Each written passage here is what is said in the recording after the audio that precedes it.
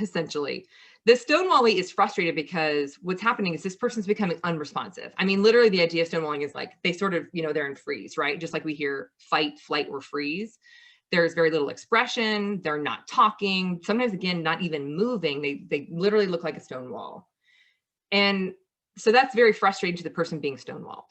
And when John Gottman and his research facility called the Gottman Institute, when they dug into what is happening in the stonewaller's mind, I think this is so telling of this idea that we feel threatened.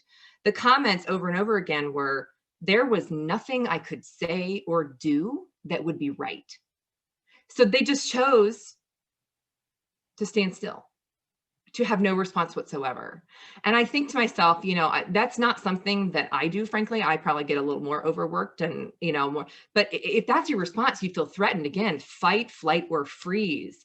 And so it's really just interesting to think about how each of these really goes back to, I feel threatened. I don't feel comfortable. Maybe again, I don't feel heard. I don't feel respected. And I might even feel afraid. So it's important to acknowledge that we all have these destructive responses. But then of course we can, through some thoughtful thinking, we can start to think about how to choose things differently. Now let's go one step further.